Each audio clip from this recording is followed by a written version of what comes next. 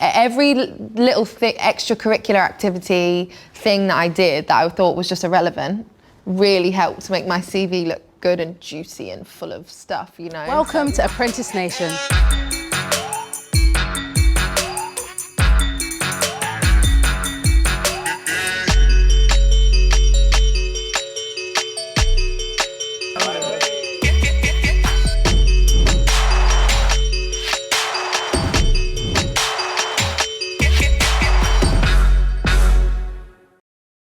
Hello everyone, I'm Roxanne and welcome to this short set.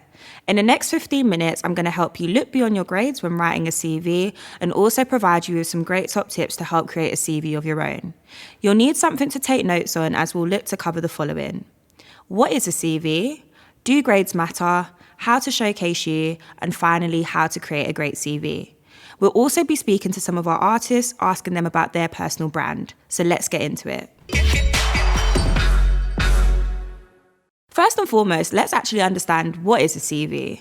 A CV is a document used to highlight your skills and experience to potential employers. CVs can be paper and they can also be digital. You can use a CV to apply for jobs and you can have a CV essentially from when you leave school. A CV is there to give an employer a deeper snapshot into who you are. So now you know what a CV is, let's look a little bit closer at some examples.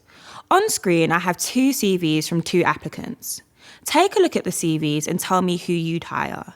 Look at their work experience, the things they've done, their skills, and look at their grades.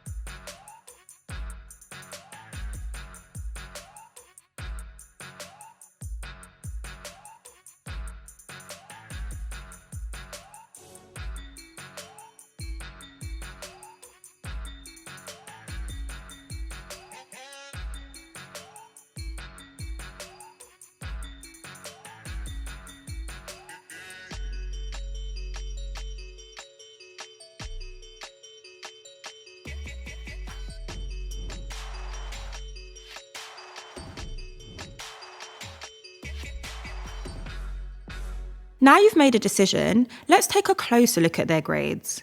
Do you still know who you want to hire?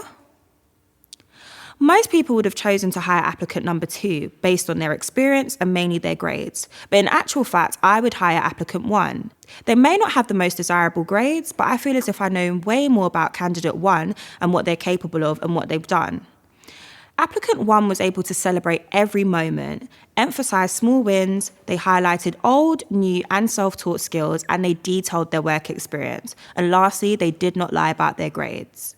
It's about looking beyond your grades when creating a CV, as grades do not define us. You may have great grades, which is really great, but if you don't know how to detail your work experience and highlight your skills to employers, you won't appear employable. So you might be saying to yourself, I don't have any skills, or what skills do I even have to put on a CV? Let's do another short activity to help you think about that. On screen, there are lots of everyday activities that some of you may not have done. If you haven't done any of the activities on screen, try to think about what you have done and make a note.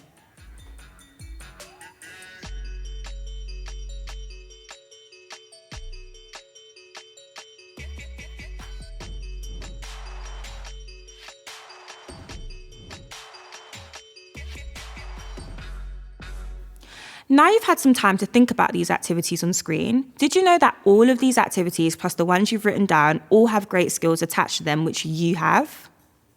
That YouTube channel that you have shows that you have really great creativity skills. That extracurriculum subject you do at school shows that you have really great organisation skills. Your own business that you have shows that you have really great leadership skills, and so on. As you can see, lots of common everyday experiences and activities have equipped you with great transferable skills, all things to go on your CV. Now let's speak to some of our artists about how they've built their personal brand. Hey Raye, how are you? Hello, my love. I'm good. How are you? I'm good, thank you. Good. So, I just wanted to know, before getting into music, did you ever have to write a CV? If so, do you remember what this was like, and did you struggle with anything? I do remember making my CV. And I was very lucky that my dad helped me with my CV, because I remember being like, I don't know how, where, who and when. But I do remember every little extracurricular activity thing that I did that I thought was just irrelevant really helped to make my CV look good and juicy and full of stuff, you know? So all my sports, all my music classes I took. So you've got your CV. Yeah. Would you say outside of your CV, it's important to have a personal brand? So like on social media outside of your CV, or would you keep them entirely separate? Social media is a whole business, and it's kind of what you want to make of it, you know? It's not a good place to spend too much of your time. However, the things you can do on social media are just limitless.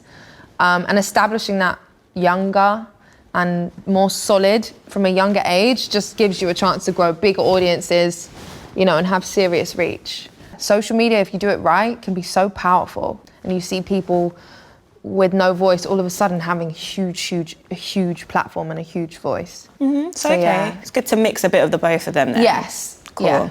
So what would you say is one of the biggest skills to have in this day and age? Obviously COVID and everything that's happened. Yeah. What would you say one of the best skills are to have these days? You know, and I've said this every time someone's asked me, but I really just think being a nice person. I honestly can't tell you how far it goes.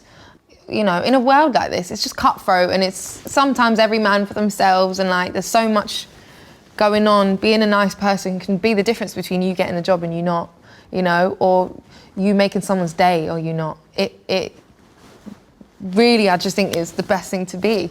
Love, give love, share love. It's the winning combination. You don't want to be at the top and lonely. You know, it's boring. I love that. Definitely love that. Thanks for that, Raye. You're welcome.